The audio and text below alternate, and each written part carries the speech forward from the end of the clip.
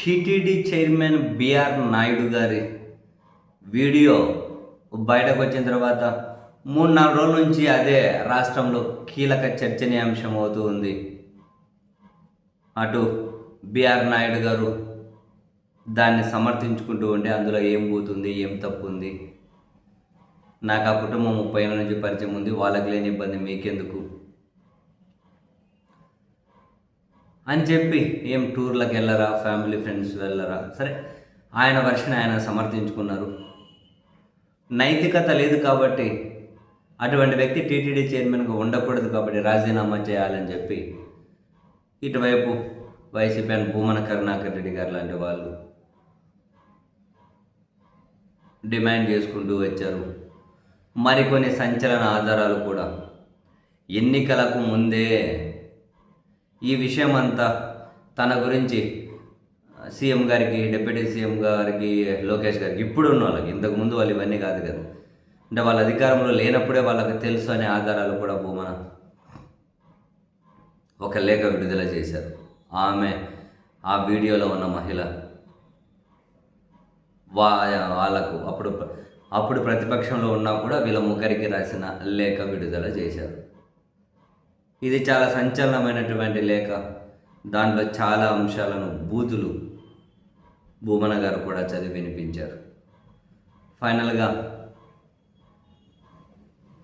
దీని మీద ప్రభుత్వం ఏమీ ఉలుకు పలుకు లేదు.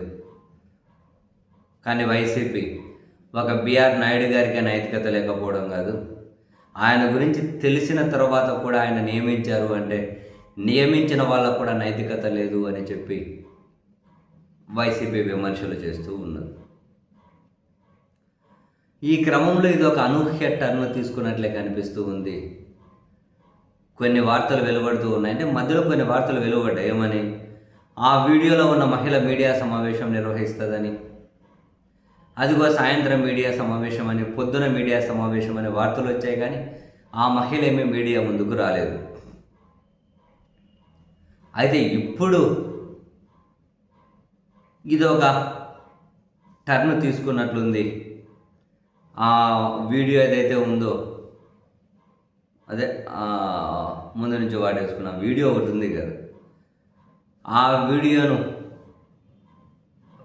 పబ్లిష్ చేసినటువంటి యూట్యూబ్ ఛానల్స్, కొన్ని మీడియా సంస్థలు, కొందరు వ్యక్తుల మీద, కొన్ని ఫేస్బుక్ పేజీలు, ఇన్స్టా పేజీల మీద ఆ మహిళ ఫిర్యాదు చేసింది అన్నది షాకింగ్ టర్న్. కొన్ని ఛానల్స్ మీద, కొందరి మీద ఆ మహిళ ఫిర్యాదు చేసింది అని. సో ఈ ఫిర్యాదు చేయడానికంటే ముందు ఈ 2-3 రోజుల్లో కొన్ని కీలక పరిణామాలు జరిగాయి అని, కొందరు వ్యక్తులు రాజీ కుదుర్చుకున్నారు.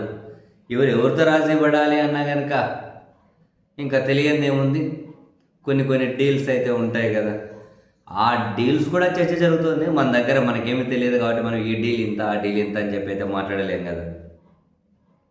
సో కొందరితో రాజీ కుదిరిపోయింది. ఆ రాజీ కుదిరిపోయిన తర్వాతనే మళ్ళీ ఆ మహిళ ఈ వీడియోలు పబ్లిష్ చేసిన వాళ్ళ మీద కంప్లైంట్ చేసింది అన్నది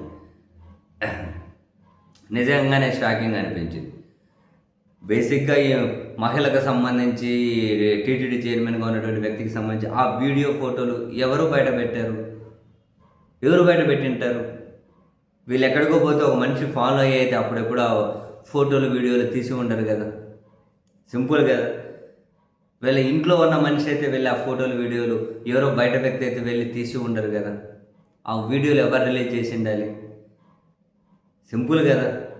ఇప్పుడు ఈ లేఖ నిన్న భూమన గారు విడుదల చేశారు. ఆ లేఖ ఎవరు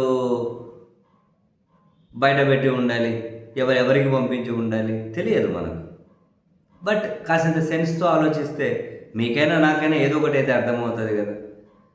ఇప్పుడు ఇవన్నీ జరిగిన తర్వాత మళ్ళీ ఆ మహిళే పోలీసులకు ఫిర్యాదు చేశారు కొందరి మీద అని అంటే మరి ఇంక మనం ఏం మాట్లాడుకోవాలి? సో ఇంటర్నల్గా ఎవరితో ఏం రాజులు కుదుర్చుకున్నారు, ఏం డీల్స్ కుదిరినాయి అనే చర్చ అయితే మినిమం కామన్ సెన్స్ ఉన్న వాళ్ళు ఎవరైనా కనుక చేస్తారు కదా. నిజంగానే కొన్ని ఎపిసోడ్లు ఎక్కడ స్టార్ట్ అవుతాయో, ఏ అవసరాలతో స్టార్ట్ అవుతాయో, చివరికి అలా అనూహ్యంగా ముగుస్తాయో భలే ఆశ్చర్యము.